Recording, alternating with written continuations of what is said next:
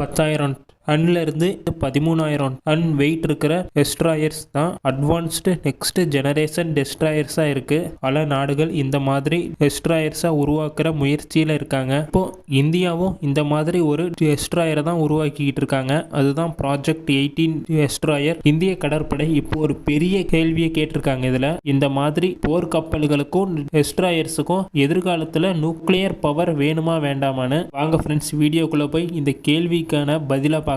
வாங்க வீடியோக்குள்ள போலாம்.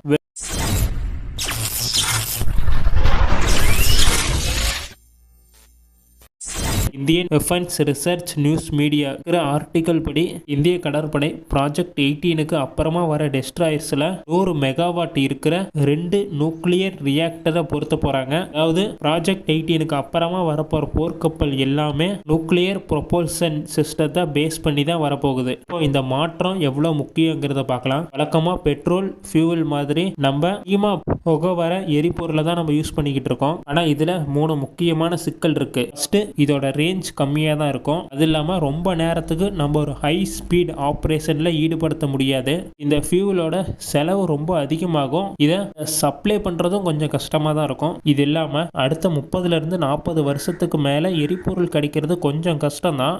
கிடைச்சாலும் அதோட விலை ரொம்பவே அதிகமாக இருக்கும். இதனால தான் உலக நாடுகள் மாற்று சக்தியை நோக்கி போய்கிட்டு இருக்காங்க. இப்போ இந்தோ பசிபிக் முழுக்க கண்ட்ரோலில் வச்சிருக்கணும்னு நினைக்கிற ஒரு ப்ளூ வாட்டர் நேவிக்கு இந்த நியூக்ளியர் பவர் என்ன தருதுன்னு பார்க்கலாம். நியூக்ளியர் பவருக்கு ஒரு ரேஞ்சே இல்லை. இதுல இருக்கிற ரியாக்டர்ஸை ஒரு 20லேருந்து 30-40 வருஷத்துக்கு ஒரு தடவை மாத்தினா போதும். அது வரைக்கும் இந்த கப்பல் நிற்காம போகும். நியூக்ளியர் பவரை வச்சிருக்கிற ஒரு கப்பலால ஹை ஸ்பீட்லையும் லாங் ரேஞ்சுக்கும் போக முடியும். ரீஃபியூவலிங்காக டைம் வேஸ்ட் பண்ண தேவையே இல்லை. இல்லை ரீஃபியூவலிங்காக இன்னொரு இடத்துக்கு போகணுங்கிற அவசியமும் இல்லை. இது இல்லாமல் நியூக்ளியர் பவர் ஒரு வார்ஷிப்புக்கு ஆப்ரேஷன் ரேஞ்சை அதிகப்படுத்துது. எதிர்காலத்தில் இந்த மாதிரி போர்க்கப்பல்கள் செயல்பாட்டுக்கு வந்துச்சுன்னா ஒரு நேவிக்கு லாஜிஸ்டிக் பிரச்சனையே வராது. இப்போ இதெல்லாம் சும்மா சொல்ற மாதிரி தான் இருக்கும் கேட்கும்போது. இந்தியாவுக்கு ஏற்கனவே நியூக்ளியர் ரியாக்டர்ஸை உருவாக்குறதுல அனுபவம் இருக்கு. இந்தியா ஏற்கனவே SSN சப்மரீன் ஷிப் நியூக்ளியரையும் உருவாக்கி இருக்காங்க. இந்தியா இதுல ஏற்கனவே 83 மெகாவாட் நியூக்ளியர் ரியாக்டரை உருவாக்கி இருக்காங்க. இப்போ இதை விட பெரிய நியூக்ளியர் ரியாக்டரை உருவாக்குற ப்ராஜெக்ட்லயும் இந்தியா இருக்காங்க. S5 சப்மரீன் ப்ராஜெக்ட்லயும் ப்ராஜெக்ட் 77 நியூக்ளியர் அட்டாக் சப்மரீனுக்காகவும் 190லேருந்து 220 மெகாவாட் நியூக்ளியர் ரியாக்டரை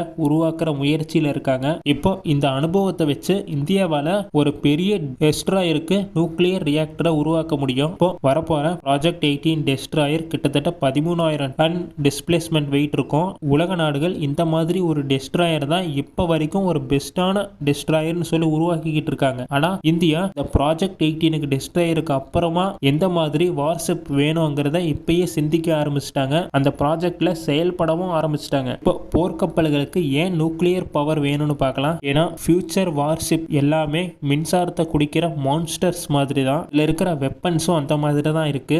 எதிர்காலத்துல நம்ம ஒரு மிசைலையோ இல்ல ஒரு ட்ரோனையோ பயன்படுத்த போறது இல்ல. பதிலாக high energy laser electromagnetic rail gun மாதிரி தான் வெப்பன்ஸை நம்ம யூஸ் பண்ண போறோம். இந்த மாதிரி வெப்பன்ஸுக்கு நம்ம எனர்ஜி கொடுக்கறதுக்கு கிட்டத்தட்ட 300லேருந்து 500 மெகாவாட் பவர் வேணும். அளவுக்கு பவர் இருக்கிற வெப்பன்ஸை கண்ட்ரோல் பண்றதுக்கு நம்ம நார்மலான இன்ஜின் பவரால சமாளிக்க முடியாது. இதனால தான் nuclear propulsion, advanced power management, energy storage இது எல்லாமே சேர்ந்து தான் ஃபியூச்சர் வார்ஷிப்பா இருக்க போகுது. ஆனா இப்போ ஒண்ணு தெளிவா தெரியுது. நியூக்ளியர் பவர் சர்ஃபேஸ் ஷிப்ல உடனடியாக வராது. ஏன்னா அதுக்கான வெப்பன்ஸையே இப்பதான் ரெடி பண்ணிக்கிட்டு இருக்காங்க. இன்னும் இப்படி டெஸ்ட்ராயருக்கு நம்ம நார்மலான இன்ஜின்ஸ் தான் யூஸ் பண்ணிக்கிட்டு இருக்கோம். இந்த மாதிரி நியூக்ளியர் பவர் வார்ஷிப்புக்கு வரணும்னா இதா ஒரு நாடு இன்னொரு நாடு ரொம்ப அழுத்தம் கொடுக்கணும். அந்த மாதிரி அழுத்தம் கொடுக்கும் போது தான் மற்ற நாடுகள் இந்த மாதிரி ஒரு வார்ஷிப்பை உருவாக்குவாங்க. அப்படி இல்லைன்னா இந்த அமெரிக்கா மாதிரி ஒரு நாடு இந்த மாதிரி ஒரு வார்ஷிப்பை உருவாக்கி முடிச்சிட்டாங்கன்னா மற்ற எல்லா நாடுகளுமே இந்த மாதிரி வார்ஷிப்பை உருவாக்க ஆரம்பிச்சிருவாங்க. அது வரைக்கும் இது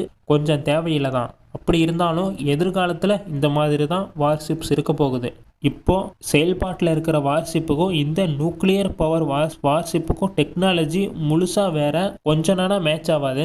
இது இல்லாமல் 2040லேருந்து 2050க்குள்ள இந்த மாதிரி போர்க்கப்பல்கள் வந்துடும். ஆனால் இப்பயே இந்த மாதிரி வார்ஷிப்ஸை இந்திய கடற்படை சிந்திக்க ஆரம்பிச்சிட்டாங்க. இப்போ இந்தியா கிட்ட இருக்கிற ப்ராஜெக்ட் 18 தான் இருக்கிறதுலையே பெரிய வார்ஷிப் ப்ராஜெக்ட். இதுக்கு அப்புறமா இந்திய கடற்படையோட அடுத்த பெரிய ப்ராஜெக்ட்னு பார்த்தா அது நியூக்ளியர் பவர்டு வார்ஷிப்பாக தான் கண்டிப்பாக இருக்கும். இப்போ ஒரு போர்க்காலத்தில் இந்த மாதிரி அட்வான்ஸ்டு வெப்பன்ஸ் நியூக்ளியர் பவர் எல்லாம் உள்ளே வந்துச்சுன்னா போர்க்காலம் எப்படி இருக்கும்ங்கிறத கமெண்ட் பண்ணுங்கள். இந்த வீடியோவை பற்றி நீங்கள் என்ன நினைக்கிறீங்கன்னு கமெண்ட் பண்ணுங்கள். கூடிய சீக்கிரமாகவே அடுத்த வீடியோவில் பார்க்கலாம். பாய், குட் நைட்.